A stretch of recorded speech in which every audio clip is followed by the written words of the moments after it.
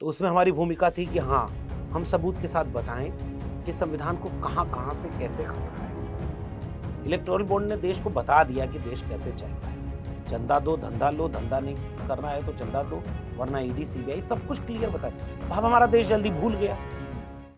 भारत में चुनाव के बाद जो रिजल्ट आते हैं वो चौंकाने वाले आते हैं और जो बड़े-बड़े सेफोलॉजिस्ट हैं, विश्लेषक हैं, चिंतक हैं, वो चुनाव के जो नतीजे आते हैं और जो वो सोचते हैं, जो विश्लेषण करते हैं, इसमें काफ़ी ज़मीन-आसमान का फ़र्क वो नज़र आता है। ये चर्चा भारत से बाहर भी अभी होना चालू हो गई है कि भारत के जो नतीजे हैं, वो चौंकाने वाले और यानी जो भी विपक्षी दल या जो हारने वाला दल है, उसमें सवाल या निशान उठाता है। चाहे वो ईवीएम रहे या फिर चुनाव आयोग में हुआ उनके साथ जो बर्ताव है, उनके कंप्लेंट्स का जो रिप्लाई आता है चुनाव आयोग की तरफ से, ये काफ़ी चीज़ें हैं। इसमें अब थोड़ा-सा एक मंथन और एक प्रकाश डालते हैं। हमारे साथ एक भारत के जाने-पहचाने विश्लेषक, राजनीतिज्ञ और एक इतिहास और भारत की परिस्थिति को समझने वाले प्रोफेसर लक्ष्मण यादव सर हैं। सर आपका स्वागत है। बहुत धन्यवाद। अमूमन आवाज इंडिया से रूबरू होते हैं अपने विचार, अपने कटाक्ष अपनी बातों से जो आवाज के दर्शक हैं और जो प्रबुद्ध दर्शक हैं उनको उनके अंदर जो मिथ है और वो जो समझते हैं चीज़ों को, उनको विश्लेषण करते हैं। सर हम देखते हैं कि हमेशा आप बेबाकी से आप अपनी बात रखते हैं। चाहे कोई देश में घटित होने वाली समस्या हो या कुछ इंसिडेंट हो, आप आपकी जो देश के प्रति जो यानी प्रेम है, देशभक्ति जो है, एक नागरिक के जो कर्तव्य है, मौलिक अधिकार जो है, उसमें आप हमेशा देश के प्रति या देश में होने वाला जो नफ़रत एक फैलाने वाले जो शक्तियाँ हैं, उनको अपने विश्लेषण से या तो चुनौती भी देते हैं या उनको उनको आप यानी उनका पर्दाफ़ाश भी करते हैं। हम देखते हैं जो महाराष्ट्र का इलेक्शन का रिज़ल्ट आता है, उसके पहले हरियाणा के आए, जम्मू कश्मीर के आए। हमेशा इलेक्शन के बाद जो अपोजिट दल है जो हार जाते हैं, वो ठीकरा फोड़ते हैं। मेन स्ट्रीम मीडिया भी हम देखते हैं कि जब आप इलेक्शन से ईवीएम से इलेक्शन लड़ रहे हैं, तब ड्यूरिंग इलेक्शन आपने कुछ नहीं किया, बिफोर इलेक्शन आपने कुछ नहीं किया, पर आफ्टर रिजल्ट जब वो हमेशा एलिगेशन लगाते हैं, ऐसा नहीं लगता है आपको कि ये लोकतंत्र के लिए खतरा है? कि आप पार्टिसिपेंट भी करते हैं और आप बाद में एलिगेशन भी लगाते हैं। तो जो होता है या नहीं होता है ये विशेषज्ञों पे छोड़िए, हैकिंग का जो आरोप लगता है, पर जो हमारा इलेक्टोरल प्रोसेस है, ये पूरी दुनिया के आगे एक तरीके से डैमेज होता है इन सब एलिगेशन से, आपको क्या लगता है? बहुत शुक्रिया आवाज़ इंडिया के सभी लोगों का। और देखिए हम लोग क्या है कि 14 साल मैं तो प्रोफ़ेसर रहा दिल्ली विश्वविद्यालय में। अभी कलम और किताब से लिखने, पढ़ने, बोलने का काम। और इस तबके से जुड़े हुए लोगों की भूमिका ये होती है जो सीधे अभी चुनाव नहीं लड़े हैं। हमारा विश्लेषण, हमारी टिप्पणियाँ, हमारा जो भी दुनिया को देखना और समझने का प्रयास है, उसका एक मकसद है कि 2 पक्ष हैं, 2 विचार हैं, जिनमें संघर्ष है। तो अगर इन 2 पक्षों में विकल्प चुना जाना है, तो आप एक सुविधा प्रस्तुत करते हैं लोगों के लिए कि इस पक्ष का ये पॉजिटिव है, ये नेगेटिव है। दूसरे पक्ष का ये पॉजिटिव और ये नेगेटिव है। फिर इससे एक विमर्श तैयार होता है। वो विमर्श बहुसंख्यक आबादी के हित में हो, उनकी ज़िंदगी को बेहतर करने के हित में हो, जो जो उनसे छीना जा रहा है उसके प्रति वो जागरूक करे, उनको चेतना संपन्न करे। हम लोगों की भूमिका एक बहुत महत्वपूर्ण वो होती है कि नैरेटिव बने। देश में नैरेटिव क्या है? नैरेटिव बना कि संविधान खतरे में है। तो उसमें हमारी भूमिका थी कि हाँ, हम सबूत के साथ बताएं कि संविधान को कहाँ-कहाँ से कैसे खतरा है। नैरेटिव बना कि जाति जनगणना होनी चाहिए। तो हम ये बताएं कि कौन जाति जनगणना के खिलाफ है, क्यों है और कौन जाति जनगणना से फायदा पाएगा। इस तरह से विमर्श सेट करना। इसी प्रक्रिया में चुनाव आता है। चुनाव सबसे महत्वपूर्ण है। संविधान का 75वां साल पूरा हो गया। एक देश के पास 75 साल पुराना संविधान है। खूबसूरत संविधान, ऐसा संविधान जिस पर आप नाज़ कर सकते हैं। वो सपनों का दस्तावेज है, उम्मीदों का दस्तावेज है। लेकिन 75 साल बाद ये सवाल वो देश पूछे कि वो सपने पूरे कितने हुए? वो दिशा क्या है? संविधान की मूल भावना की दिशा में हम आगे बढ़ रहे हैं या दिखावा के लिए संविधान का जश्न है और भीतर से संविधान के खिलाफ काम हो रहा है। अब इसके एग्जाम्पल से जोड़ लेते हैं चुनाव को। बाबा साहब डॉक्टर भीमराव अंबेडकर ने सबसे बड़ा समानता का कोई टूल दिया लोकतंत्र के लिहाज से, तो एक व्यक्ति एक वोट की कीमत। इसने सबको बराबर कर दिया। अडानी का भी आज वोट की कीमत उतनी ही है जितना छत्तीसगढ़, झारखंड या बिहार के किसी सुदूर गांव के गरीब, कमजोर, लाचार, बेबस की। लोकतंत्र ने दोनों को बराबर रखा है। वोट की ताकत यह है कि वो अपना राजा चुन सकता है। वोट पाने के लिए लोकतांत्रिक ढांचा संस्थान बना। 75वें साल में अगर ये चिंता होने लगे, मैं रहने वाला हूं उत्तर प्रदेश का और बैठे हैं हम लोग महाराष्ट्र में। उत्तर प्रदेश में उपचुनाव हुआ और सीधा ये दिख रहा था कि वोट लूटा जा रहा है। अच्छा, मतदाता वोट डालने जा रहे हैं तो डराया जा रहा है, बंदूक तान दी जा रही है।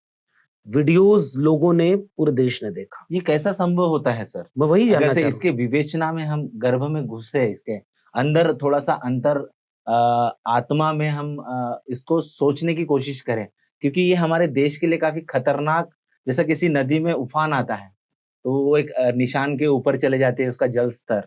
कहीं ना कहीं ऐसा आपको लगता है कि ये लोगों के अंदर इतना जो बिलीफ वो खोते जा रहे हैं कि उनका वोट चुराया जा रहा है, जैसा कि आप कह रहे हैं, क्या यानी किस परिधि को पार करने की कोशिश कर रहे हैं हम? उसी पर आ रहा हूं प्रफुल्ल की ये जो सबसे बड़ा संकट है इस लोकतंत्र के सामने, संविधान के सामने। कल तक नोट चुराया जाता था, लूटा जाता था।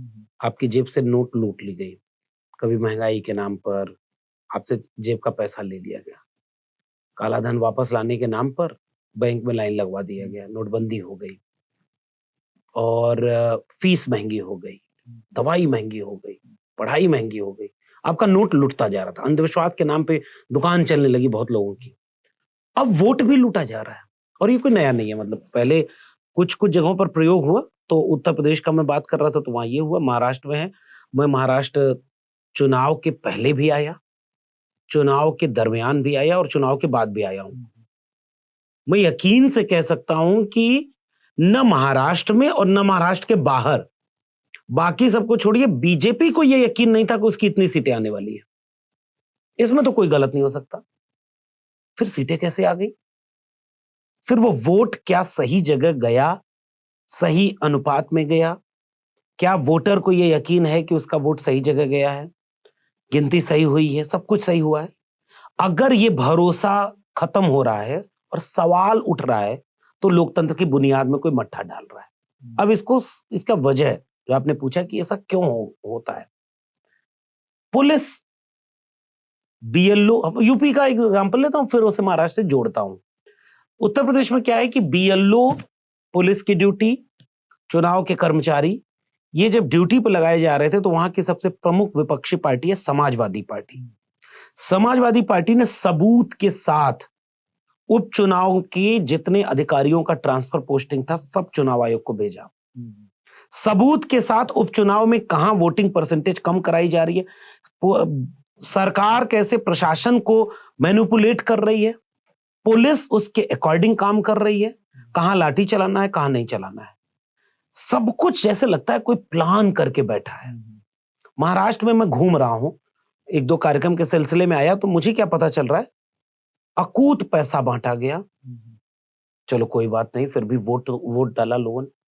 फिर कोई गांव मिल रहा है जहां लोग सड़क पर उतर गए कि ये इसमें तो इतना वोट हमारा तो कांग्रेस को जाता, और वहां तो उसका 10% भी नहीं आया।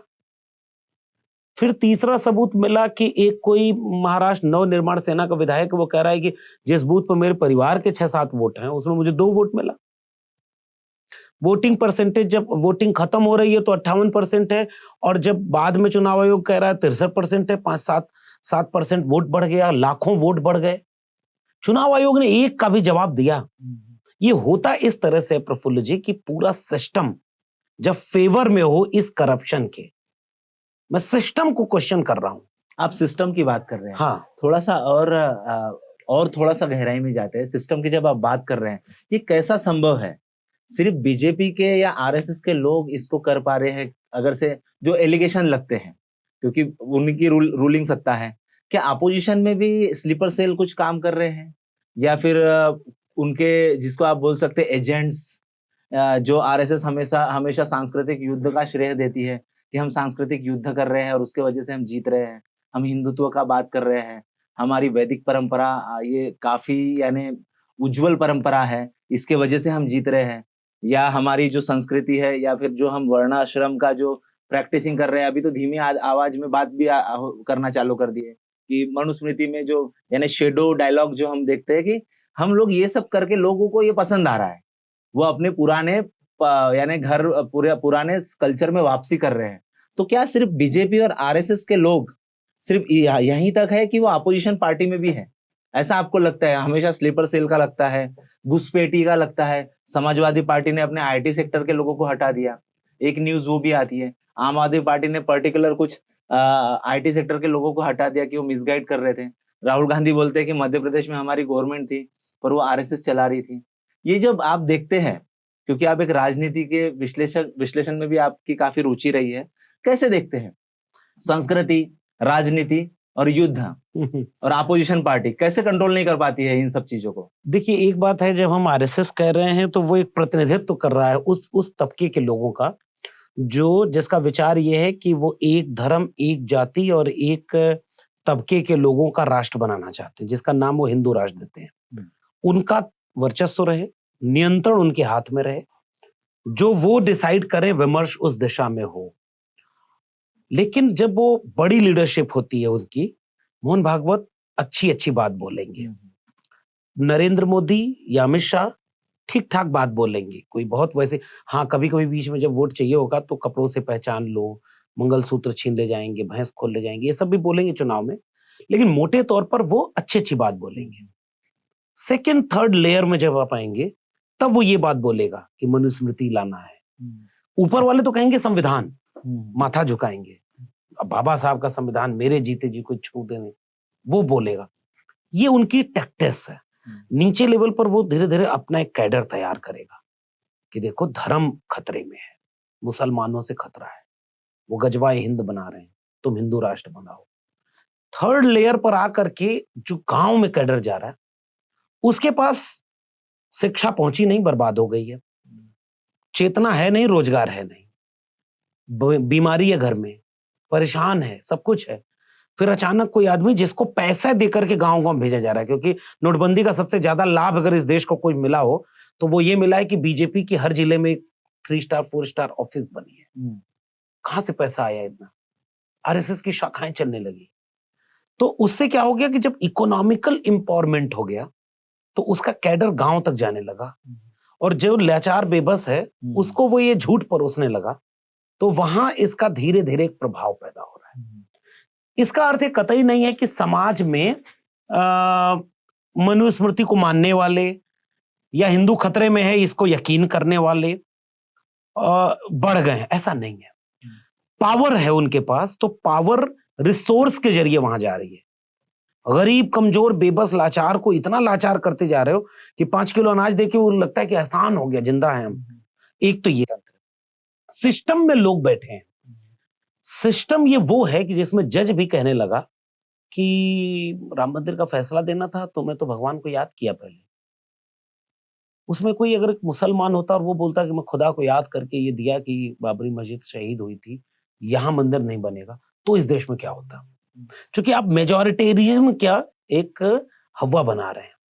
ब्यूरोक्रेसी, जुडिशियरी, क्या वो डाइवर्स है? उसके लीडिंग फोर्सेस कौन है? वाइस चांसलर, सारे वो लोग हैं जो आइडियोलॉजी में उस खेमे के साथ खड़े हैं। यानी सिंपैथाइजर नेचुरली क्रिएट होते हैं। नेचुरली नहीं, वो उनके लोग हैं, उन्हीं के लोग हैं, वो उनके लोग हैं जो पावर में सबसे सेंटर में बिठाए गए। अच्छा, प्लान के तहत है, एक एक इंस्टीट्यूशन पर कब्जा किया गया। तो क्या सर रेमेडीज देखते हैं इसका? नहीं, अभी तो दूसरे वाले पक्ष पे आते हैं। हाँ, कि वो घुसपैठिया बन के कहां कौन गया। तो वो जो एक इंस्टीट्यूशन पर कब्जा, हाँ जी, जनता के बीच लालच, डर और बेबसी से एक इमोशनल अटैचमेंट रूलिंग पार्टियों द्वारा। हाँ, रूलिंग पार्टी नहीं, रूलिंग आइडियोलॉजी द्वारा। आइडियोलॉजी द्वारा, वो आइडियोलॉजी जो आरएसएस की है। अच्छा, उस आइडियोलॉजी में थोड़े-थोड़े लोग फिर विपक्षों में भर दिए गए। विपक्ष इस बात से नहीं हार रहा है कि उनके यहाँ आरएसएस वाले हैं, क्योंकि आजकल जो आरएसएस का है वो अब 2-3 कपड़ा अगर पहन के कल को कांग्रेसी बना था, कम्युनिस्ट बना था, अब वो धड़ाधड़ कपड़े उतार करके प्रथम वर्ष दीक्षित, द्वितीय वर्ष दीक्षित आरएसएस बन के मलाई खा रहा है। अब जानते हैं क्या हो रहा है?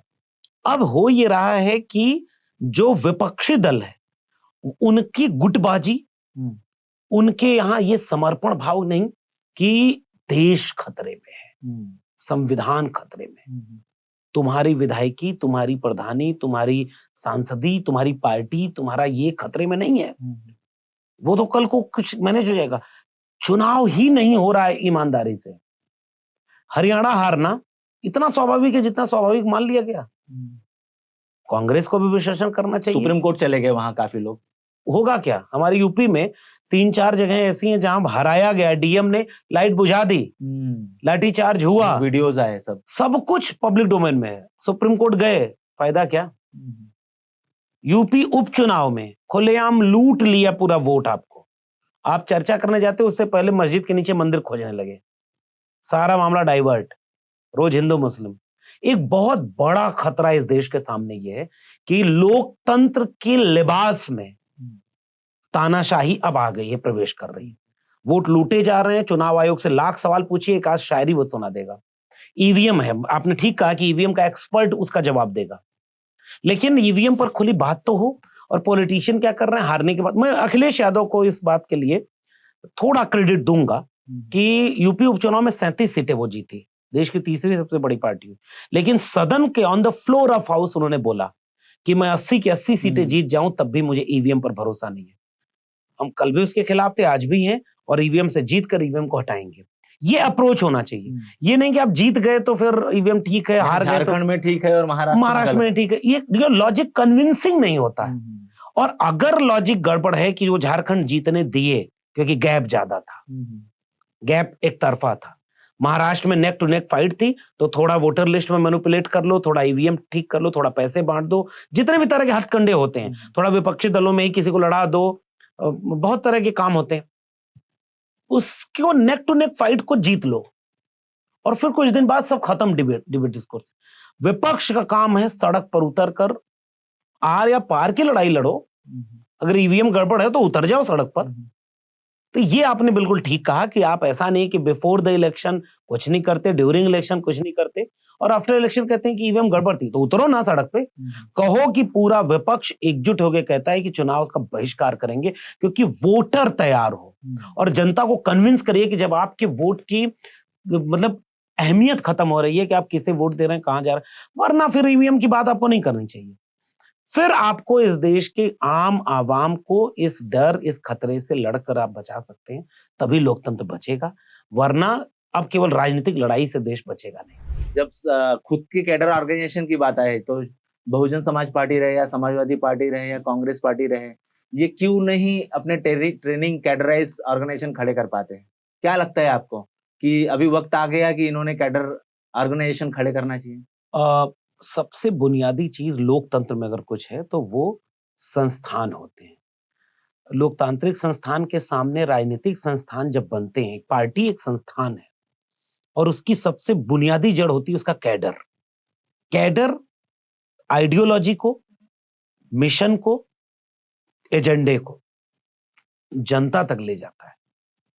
पार्टी इमोशन से चलती है, आइडियोलॉजी से चलती है, और डेडिकेटेड कैडर जब होता है, जब वो कन्विंस होता है कि समाजवादी पार्टी का मतलब पीडीए है, तो पीडीए का मतलब क्लियर है, ये जाति जनगणना चाहता है, ये मंडल कमीशन की रिपोर्ट चाहता है, ये सांप्रदायिकता के खिलाफ खड़ा है, ये समाजवादी आर्थिक नीतियां चाहता है। तो जब इससे कन्विंस्ड एक चार्ज्ड कैडर होता है, 90-10 की बात करता है, क्लियर एकदम 90-10। क्या है 90-10? मतलब वो वही संसाधनों की हिस्सेदारी जाति जनगणना में आ गया, अभी आते हैं उस पर, लेकिन कैडर वाला सवाल चूंकि बहुत इंपॉर्टेंट है। जब वो पैशनेट होता है ना कि ये मेरा जीवन का मकसद है, ये विचार मेरा विचार नहीं, इस देश को, दुनिया को खूबसूरत बनाने का विचार है, मेरे आने वाली पीढ़ी को बचाएगा, जब वो इस पैशन में आता है ना, तब वो जमीन पर उतरकर किसी चीज की परवाह किए बिना गांव गांव घूम करके अपना प्रचार करता है कि समाजवादियों, अम्बेडकरवादियों, संविधानवादियों, ये देश ऐसे खतरे में है, ये देखो तुम्हारे बच्चों का भविष्य। हमने क्या किया? हमने कोशिश की, नौकरी कुर्बान की है। मतलब वो क्या नौकरी से निकालेंगे, हमें पता था कि हमारा हश्र क्या होना है। लेकिन क्यों? क्योंकि मेरे दिल में ये था कि जो काम मैं कर रहा हूं वो बहुत जरूरी है। विचारधारा का काम, कैडर बनाने का काम। पॉलिटिकल पार्टियों के पास एक सेटअप होता है, आप अपना सबसे प्राइमरी एजेंडा कैडर ट्रेंड करिए, संगठन बनाइए और गांव तक पहुंचिए। अब आखिरी बात, आरएसएस क्यों कामयाब है? एक तो मैं कहता हूं कि पॉलिटिकल पावर आज उनके हाथ में, तो इकोनॉमिकल पावर पर कब्जा है, और ये दोनों पावर मिल करके डेमोक्रेसी को मैनिपुलेट कर रहे हैं, अगर मैं कहूं तो गलत नहीं। जो आरोप लगते हैं, क्लियर दिखता है कि सबसे ज्यादा पैसा किसके पास। अब इलेक्टोरल बॉन्ड लोग भूल गए ना, इलेक्टोरल बॉन्ड ने देश को बता दिया कि देश कैसे चल रहा है। चंदा दो, धंधा लो, धंधा नहीं करना है तो चंदा दो, वरना ईडी सीबीआई सब कुछ क्लियर बता। अब हमारा देश जल्दी भूल गया। आरएसएस का एक काम आसान है, वर्चस्व वाली ताकत है, कई सैकड़ों सालों से वही तबका शासन कर रहा था, वही बाकी को गुलाम बनाए हुए था।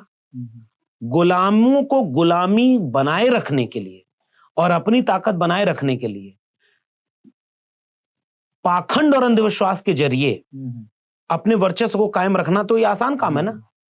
हमारा काम गुलामों को गुलामी का एहसास कराना कि तुम गुलाम हो, तोड़ो बेड़ियां, चलो शासन करने, देश तुम्हारा है।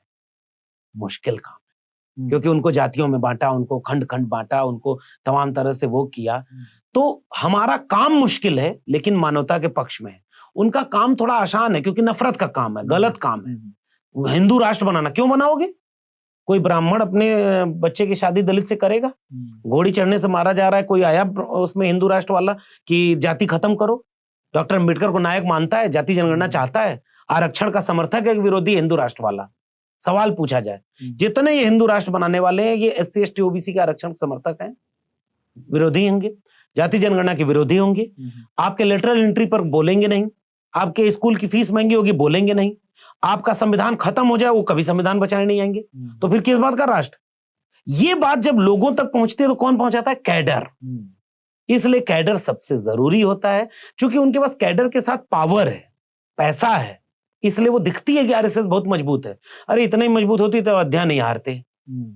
इसलिए गलतियां विपक्ष की कुछ है, गलतियां बिखराव की हैं, गलतियां एकजुटता के न होने की हैं। ये मुझे लगता है सबसे ज्यादा जो। सर हम अब चरम पे है अपने चर्चा के। हम सोचते हैं आपने जिस तरीके से महीनता से और गहन अध्ययन के साथ सवालों का उत्तर दिया, और शायद लोगों के भी जो गुत्थियां है वो सुलझेगी, जो उलझन में है वो सुलझने की तरफ जाएंगे।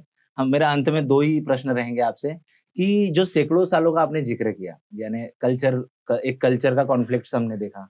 अलग अलग काल में हम जाते हैं, संत कबीर के काल में जाते हैं, उन्होंने एक रेबेलियस मूवमेंट खड़ी की। रविदास ने बेगमपुरा डिजाइन किया, ऐसा एक उन्होंने डिजाइन करके लोगों के सामने आदर्श रखा। चाहे फिर हम महात्मा फुले तक आते हैं तो उन्होंने सत्य शोधक समाज की गणना की और रचना की, जिससे लोगों को बेनिफिट्स मिले, लोग एनलाइटेंड हुए और लोगों के जीवन में उद्धार आया। बाबा साहब के पास आते हैं तो उन्होंने रिवोल्यूशन कल्चर, जो खराब कल्चर था जहाँ जात पात था, तो उन्होंने गेटवे ऑफ ह्यूमैनिटी, यही नागपुर में हम बैठे हैं, गेटवे ऑफ ह्यूमैनिटी यानी दीक्षा भूमि आपको मिलेगा इतिहास के दस्तावेजों में। कल्चर के आगे कल्चर की मूवमेंट खड़ी हुई और लोग उत्थान, या फिर अयंकाली बोलिए या फिर पेरियार का एक अपना एक्टिविज्म रहा। दुनिया भर में हम देखते हैं कि कल्चर अगर से कुछ डैमेज होता है तो एक साइमल्टेनियसली कल्चर क्रिएट होता है। संस्कृति खराब है तो संक्रमित है तो एक संस्कृति का उत्थान होता है और जपन होके लोगों की जिंदगी में यानी उद्धार होता है। आपको लगता है भारत के परिप्रेक्ष्य में वर्तमान सर्कमस्टेंसेस में ऐसा कल्चर अगर से संस्कृति कुछ डैमेज है, उसके आगे भविष्य में कोई संस्कृति निर्माण होगी? देखिए, संस्कृति अलग से न तो बनती है न कोई क्रिएट करता है।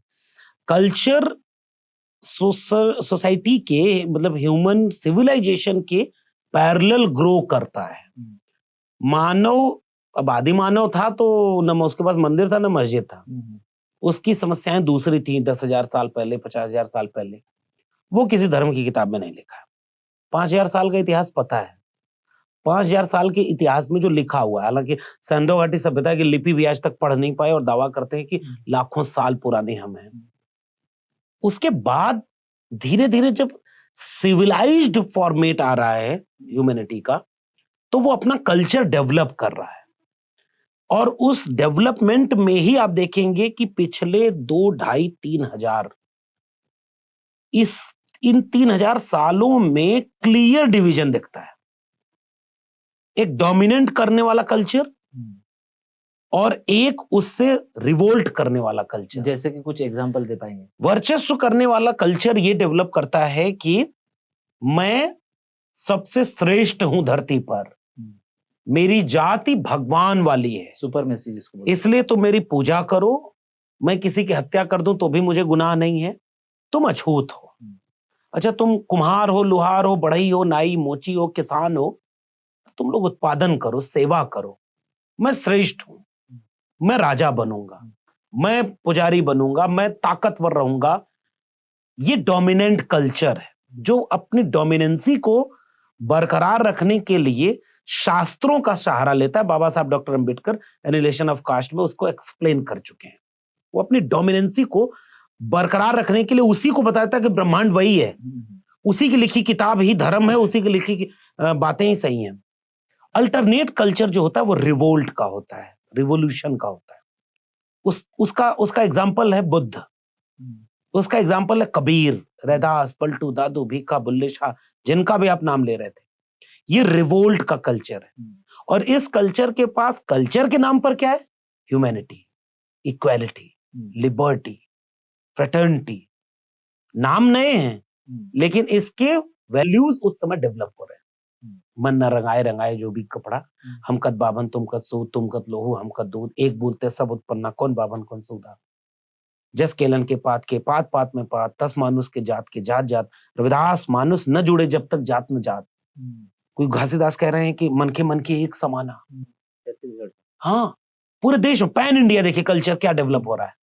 कोई नारायण गुरु बसवन्ना चोखा मेला भी वही बोल रहा है जो अयंकाली बोल रही है, और जो अयंकाली बोलने के बाद आप कबीर बोल रहे हैं, वही तेवर, वही भाषा। एक पैरेलल कल्चर ह्यूमैनिटी का है, इक्वालिटी का है। तो ये दो कल्चर का हमेशा क्लैश रहा है। इसमें नए कल्चर की जरूरत नहीं है। डोमिनेंट करने वाली कल्चर अपने झूठ से, अपने लूट से, अपने फूट से, 3 फॉर्मूला है उसका। वो झूठ बोलेंगे, वो लूटेंगे आपका रिसोर्स, और फूट डालेंगे, आपको डिवाइड किए रहेंगे। तो जो रिवोल्ट कल्चर है वो उनके झूठ को सच मानेगा, उनकी कथाओं को, पाखंड को, उनके मिथ को, उनके नैरेटिव को बिखरा रहेगा। इसलिए तो 90% है, फिर भी रूल नहीं कर रहा है। रूल 10% कर रहा है, रिसोर्सेज इसके पास है। तो इसलिए हमें अब कल्चर अलग से क्रिएट करने की जरूरत नहीं है। इस रिवोल्यूशन के कल्चर को, ह्यूमैनिटी वाले, इक्वालिटी वाले कल्चर को, जिसके केंद्र में मानव है, मानववाद है, इसको बस ये एहसास कराना है कि आपसे गलती कहां हो रही है, आप डिवाइड क्यों हो रहे हैं, आप कहां चूक रहे हैं, कहां उनके झूठ, लूट और फूट में गिरफ्त में आ रहे हैं। अपने आप फिर ये कल्चर रिवोल्यूशन वाली अपने आप हावी होने लगेगी। और ये कंटिन्यूएशन में होता है, क्योंकि कल्चर जल्दी से क्रिएट नहीं होती, हजारों साल लगते हैं। आप उपाय बता रहे हैं, हम उपाय बता रहे हैं। हजारों साल में एक वैल्यू डेवलप होती है, हजारों साल में कल्चर डेवलप होता है। कबीर कभी कभी कोई पैदा होता है, हम चाह के कभी किसी को कबीर नहीं बना पाते। इसलिए हम ये कर सकते हैं कि हम ये 2 स्ट्रगल के कल्चरल एस्पेक्ट जनता के सामने रखें। हम बौद्धिक लोगों का, हालांकि मैं अपने को बौद्धिक नहीं मानता, लेकिन लिखने, पढ़ने, बोलने का काम जो हम लोग कर रहे हैं, इन लोगों की सबसे बड़ी जिम्मेदारी है कि हम पूरी आम जनता को ये दोनों पहलू रख दें। ये वो हैं जो राज कर रहे हैं, फूट, लूट, झूठ, इनका कल्चर ये है, इनका नैरेटिव ये है, इनका पूरा विमर्श है। ये आपका अल्टरनेट कल्चर है, हजारों साल पुराना, मानवता केंद्र में है, जाति विनाश है, इक्वालिटी है, मानव बराबर है।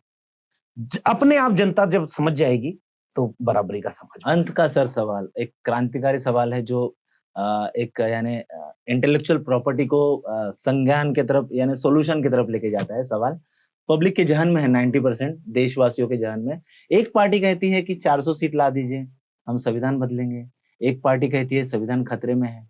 पर जब अगर से किसी देश का आईन खतरे में आता है, तो उस देश की देशभक्ति खतरे में आती है। वो देश विश्व शक्ति अपने संविधान के वजूद के कारण बनता है। थल सेना, जल सेना या वायु सेना हमारे संविधान के अंडर अम्ब्रेला के अंदर आते हैं।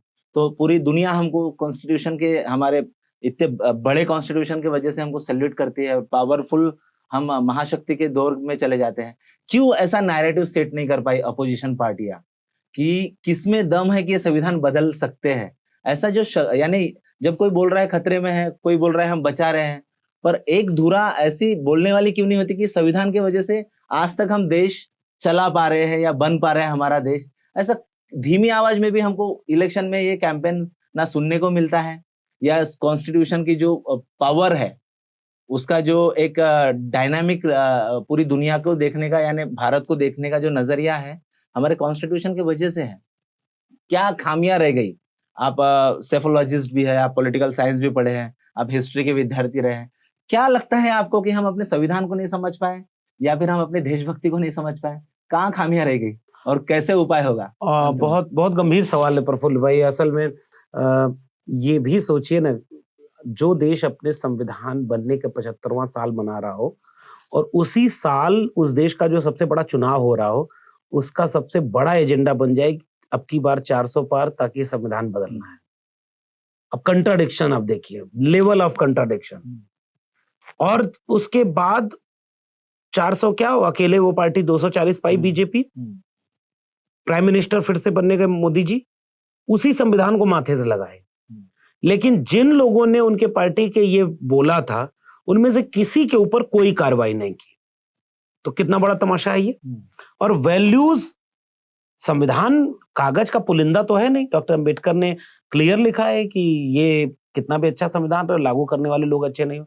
भीतर से उसको सारा खोखला कर रहे हैं। लेटरल एंट्री, एनएफएस, कॉन्स्टिट्यूशनल जितने भी इंस्टीट्यूशन हैं उनको डिमोलिश कर दो, उनको मैनिपुलेट करके ध्वस्त कर दो, उनकी क्रेडिबिलिटी खत्म हो जाए, अपने लोगों को बिठा करके जो मन करे करिए। भीतर से संविधान कमजोर कर दो, बाहर से उसको माथे से झुकाओ। ये कंट्राडिक्शन।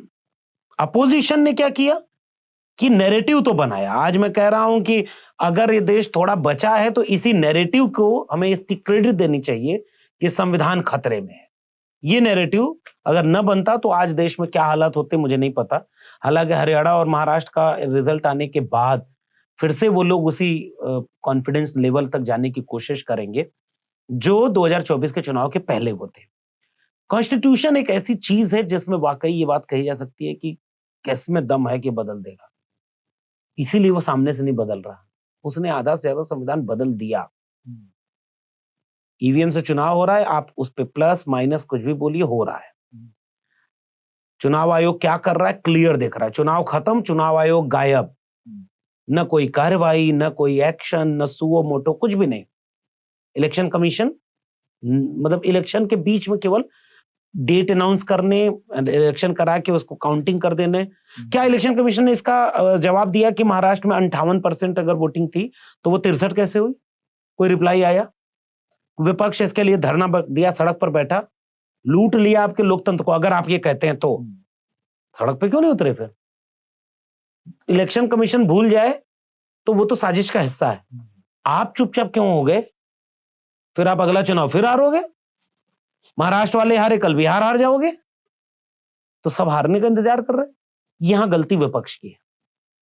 अगर आप एकदम अपने लोगों पर सख्त कार्रवाई करके कि जो हरवाया, जहां वोट गड़बड़ हुआ, जहां पैसे बांटे गए, जिस जगह पैसे बांटे जा रहे थे उस इलाके का आपका लीडरशिप क्या कर रहा था? क्योंकि आपका कैडर वहां नहीं था। कैडर ये काम करता है, मर जाता है, खड़ा रहता है, जान देकर के अपने विचार की रक्षा करता है। संविधान वो काम कर रहा है और संविधान को बदलने वाला भीतर से ऐसे संविधान बदल रहा है। ये मेरा कंक्लूजन है। संविधान बदलने की कभी इस देश में घोषणा नहीं होगी, संविधान यही रहेगा। डर मुझे इस बात का है कि अगर इसे यूं ही केवल चुनाव जीतने के लिए संविधान को बचाना है, चुनाव के समय संविधान की किताब लेके खड़ा होना है, तो ये देश बचेगा नहीं, न विपक्षी पार्टियां बचेंगी। पॉइंट नंबर 2, अगर इस देश की जनता जिसका सब कुछ संविधान से है, वो संविधान बचाने की जिम्मेदारी केवल पॉलिटिकल पार्टियों के ऊपर छोड़ चुकी है और अपने 5 किलो अनाज पर जी रही हैं, अपना करियर सिक्योर कर रही हैं, तो उस जनता को कोई नहीं बचा सकता। फिर सारा गुनाह जनता का भी है। तो पॉलिटिकल पार्टियां, विपक्ष की और जनता, इन दोनों का तालमेल हो, यहां मुझे एक वे आउट दिखता है। जनता भी तो सड़क पे उतरे, जनता भी कहे ना कि ऐसी कि तैसी ये संविधान से कैसे आप छेड़खानी कर सकते हैं। इसलिए हिंदू खतरे में आ जाता है, इसलिए मस्जिद के नीचे से मंदिर, इसलिए कोई बाबा जागरण यात्रा पे निकल डाइवर्ट जाता हो जाते हैं, है, इसलिए कोई बाबा कथा करने आपके गांव पहुंच जाएगा, इसलिए आपके हॉस्पिटल में दवाई नहीं मिलेगी, आप बीमार रहेंगे, आपकी शिक्षा खत्म हो जाएगी, आप अशिक्षित रहेंगे। अचानक अब बदहवास हैं, अचानक बीजेपी आकर के चुनाव करा के वोट लेके चली गई। तो वो जनता कहां तैयार हो? भारत में कभी कोई क्रांति तो हुई नहीं, इस देश में रिवोल्यूशन नहीं हुआ। फ्रेंच रिवोल्यूशन हुआ, अमेरिकन रिवोल्यूशन हुआ, रशियन रिवोल्यूशन हुआ, लेकिन इंडियन रिवोल्यूशन नहीं है। ये समाज ऐसा है, इसलिए मैं संबोधित करता हूं तो नेताओं को कम करता हूं। नेताओं को तो हमने क्रिटिसाइज कर लिया कि भाई केवल दिखावा मत करो, रियलिटी में हो तो उतर के देखो, वरना अंतर नहीं। लेकिन what is the role of Indian, we the people, बस मेरा ये कहना है, उनको जागना होगा, उनको खड़े होना होगा, और उसमें हम लोगों की भूमिका है। हम ये काम करते रहेंगे, हमारा करियर दांव पर जाए, हमारी नौकरी, हमारा जान पर खतरा रहे, लेकिन मुझे लगता है कि जो जिम्मेदारी हमारे दौर की है, कोई कबीर, कोई फूले, कोई अंबेडकर, कोई भगत सिंह कभी कभी होता है, वो आज होते तो यही कर रहे होते जो हम लोग चाहते हैं। आने वाली पीढ़ी देख रही है, समझ रही है, नए वोटर जो है वो जुड़ रहे हैं भारत के इस महान गणतंत्र से। हम देखते हैं इस विवेचना में हम उन संदर्भ को और विश्लेषण और गहनता के साथ समझने की कोशिश कर रहे थे, जो अनसुलझे क्वेश्चंस हैं, जो इस भारत के नागरिकों के क्वेश्चंस है कि हमारे लोकतंत्र में जो वोट चोरी हो रहा है, उन प्रश्नों का उत्तर हम कहाँ खोजें। जब हम जाते हैं और गहनता से पढ़ते हैं कि राजनीतिक पार्टियों का दायित्व क्या है, राजनीतिक पार्टी का सिर्फ दायित्व इलेक्शन कंडक्ट करना, इलेक्शन लड़ना इतना नहीं है। राजनीतिक पार्टी का दायित्व है देश के नागरिकों के आईक्यू लेवल से लेके उनके जीवन के उत्थान को लेके उनको ट्रेनिंग करना। अगर से कोई थ्रेट है, देश विरोधी गतिविधियां हो रही है, तो राजनीतिक पार्टी का काम है एजुकेटेड करके reconstruction of society, reconstruction of world, या जो हमारे कॉन्स्टिट्यूशन चैंपियंस जो हुए, या जो कॉन्स्टिट्यूशन डिबेट्स में हमने जो पढ़ा है कि देश में अगर से कुछ थ्रेट होता है तो सब लोग सामाहिक रूप में एक जगह आके उन प्रश्नों का उत्तर ढूंढिए जो प्रश्न आपसे छूट गए हैं, और जो देश विरोधी काम है वो देश के खिलाफ जा रहे हैं, उनको खोजने की कोशिश कीजिए और देश को महान बनाइए। आप जुड़े रहिए आवाज से। हम बात कर रहे थे लक्ष्मण यादव सर से। सर, आपका धन्यवाद।